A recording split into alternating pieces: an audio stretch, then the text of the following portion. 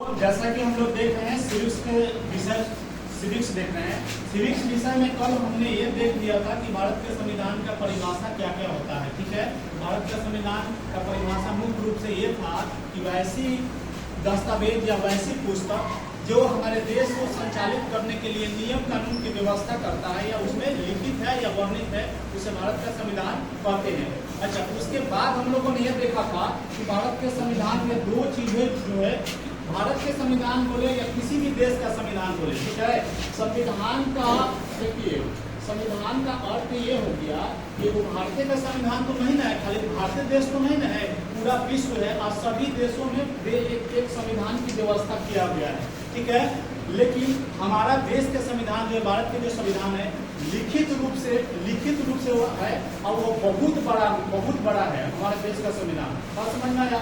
अच्छा, ब्रिटेन के संविधान है, वहाँ पे ब्रिटेन के संविधान लिखित रूप से नहीं है, लिखित रूप से वर्णित नहीं है, लेकिन हमारे देश का संविधान लिखित भी है और सबसे बड़ा भी है। ठीक है, और हमारे देश का संविधान कहीं कहीं पे देखोगे तो हार्ड हो जाता है और कहीं पे लचीला हो जाता है। कहने का मतलब ये हो गया, हार्ड और लचीला के मतलब ये हुआ कि कहीं, क्या सवाल है?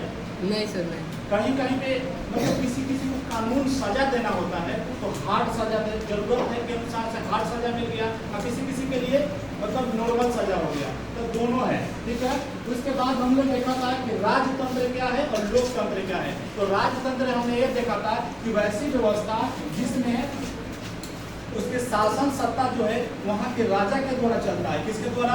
राजा के द्वारा। अच्छा, राजा नहीं है, राजा अगर युद्ध में मारा गया, किसी भी प्रकार से चला गया, तो उसके जगह पर उसके वंशज या तो उसके बेटा हो गया या उसके पोता हो गया, इस तरह के मतलब राजा राज्य करते थे। जैसे कि मौर्य साम्राज्य की उदाहरण हमने दिया था।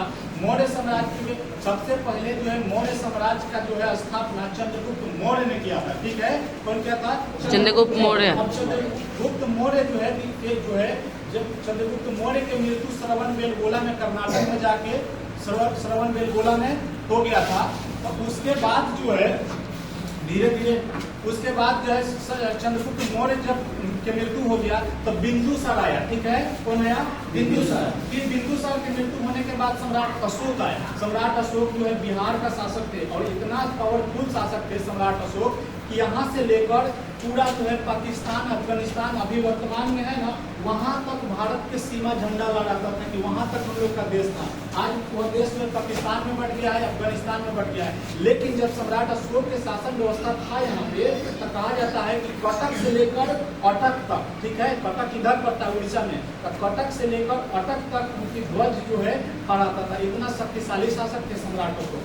ठीक है, जब कलिंग युद्ध करने गए तो इतना मारकाट किया कि कहा जाता है कि खून की नदियां बह गया था। लेकिन देखे वो सम्राट अशोक है ना कि जब रथ पर चढ़ के चलने लगे तो पता चल रहा है कि रथ के आगे जो है छोटा छोटा बच्चा जो है चित्कार मार के रो रहा है उसके, क्योंकि उसके तलवार से उसके मम्मी पापा के काट के खत्म कर दिया गया था।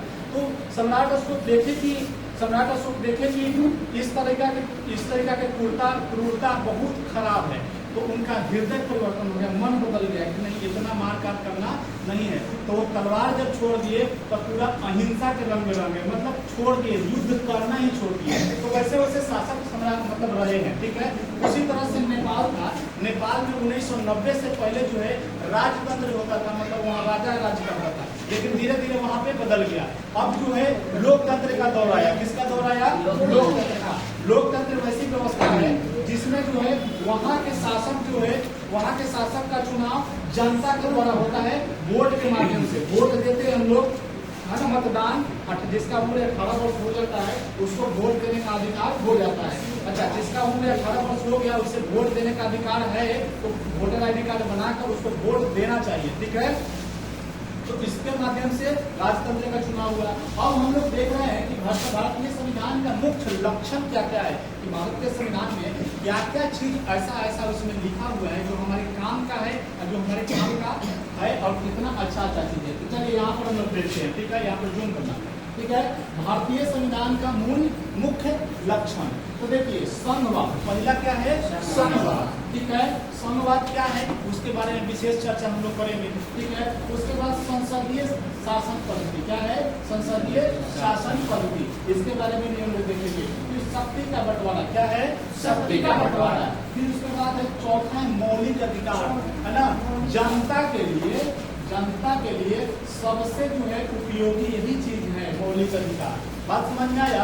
अगर कोई व्यक्ति आपको किसी प्रकार की उत्पीड़न करता है या कोई आपको मारता है तो वही मौलिक अधिकार आपको अधिकार देता है कि आप डायरेक्ट सुप्रीम कोर्ट जा सकते हैं, ठीक है। यहाँ नहीं, हाई कोर्ट भी नहीं, सुप्रीम कोर्ट जाकर आर्टिकल 21 के तहत, ठीक है, आर्टिकल 21 के तहत आप जाकर वहाँ पे मतलब मुकदमा दायर कर सकते हैं। ये मौलिक अधिकार के अंतर्गत आता है। तो हमारे संविधान में 5 तरह के मौलिक अधिकार दिया हुआ है, 6 तरह के मौलिक अधिकार का चर्चा है। अब वो कौन कौन मौलिक अधिकार है वो सब हम यहाँ पर चर्चा करेंगे डिटेल से। नेक्स्ट है धर्मनिरपेक्षता। धर्मनिरपेक्षता के मतलब है कि हमारे देश में जो है एक धर्म नहीं रहेगा, है ना, सभी धर्मों को आदर रहेगा। कोई भी व्यक्ति चाहे तो कोई मुस्लिम धर्म मानना चाहे मुस्लिम धर्म मान सकता है, जो हिंदू धर्म मानना चाहे, जो क्रिश्चियन धर्म मानना चाहे, है ना, जो सिख धर्म मानना चाहे, जो बौद्ध धर्म मानना चाहे, जो जैन धर्म मानना चाहे, इन तमाम तरह के क्या है? धर्म है, ठीक है। तो ये सब मानने का अधिकार है। इस पर आपको कोई सरकारी आदमी जो है कोई रोक नहीं लगाएगा। अगर आपके ऊपर कोई आदमी रोक लगाता है तो आप डायरेक्ट जो है मुकदमा दायर कर सकते हैं, ठीक है। तो अब हम लोग डिटेल में देखेंगे, पहले हेडिंग डाल के देखेंगे कि संघवाद क्या है और संघवाद को छोटा छोटा परिभाषा लिखते हुए आगे हम लोग बढ़ेंगे। चलिए।